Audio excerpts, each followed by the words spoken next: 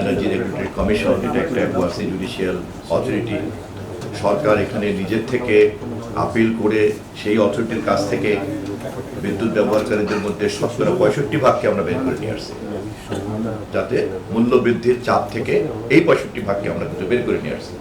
ইয়ারসির সিদ্ধান্তে তারা ছিল, এবং এরা সবাই কিন্তু প্রান্তিক জনগোষ্ঠী, নিচের থেকে 65%, নট উপরতলা। উপরতলাতে সবাই অকটেন ব্যবহার করে, জেট ফুয়েল ব্যবহার করে। এই প্যারামিটারটা আপনারা নিশ্চয়ই একটু খেয়াল করবেন, এবং আপনাদের রিপোর্টিংয়ের মধ্যে আমি আশা করি এটা রিফ্লেক্ট হবে।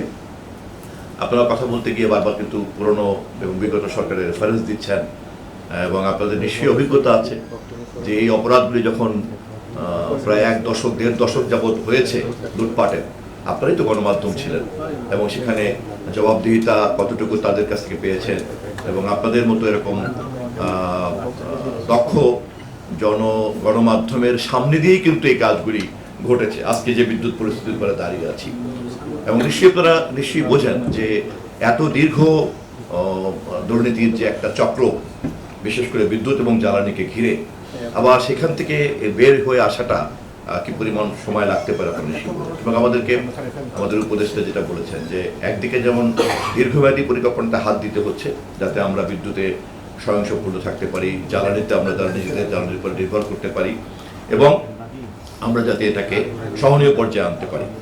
আবার অপরদিকে এই মুহূর্তের সমস্যাগুলিকে আমাদেরকে খুব গুরুত্বের সঙ্গে বিবেচনা করতে হচ্ছে। একই সঙ্গে আমাদেরকে মনে রাখতে হচ্ছে যে দেখেন যে ৪১,০০০ কোটি টাকার যে ভর্তুকি আমাদেরকে এখনো দিতে হচ্ছে, আমরা যদি আবার অপরদিকে খেলাফি ঋণের দিকে তাকাই, অথবা আমরা যদি আমাদের এখান থেকে মানি লন্ডারিংয়ের পরিমাণের দিকে তাকাই, আমরা যদি এখানে আমাদের ইনফর্মাল ইকোনমির সাইজের দিকে তাকাই, তাহলে কিন্তু এই ৪১,০০০ কোটি টাকা কিন্তু কিছুই না।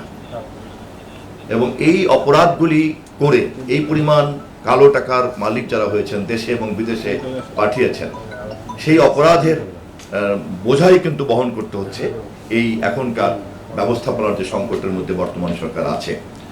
আমরা আমাদের এই কাজের প্রতিটি জবাবদিহিতা আপনাদের মাধ্যমে প্রতিনিয়তই দেওয়ার চেষ্টা করব, এবং আপনারা আমি যেভাবে জনগণকে সচেতন রাখছেন, সজাগ রাখছেন, আমাদের সমস্যাগুলিকেও যেভাবে বোঝানোর চেষ্টা করছেন, দুটো জিনিস কিন্তু খুব পরিষ্কার।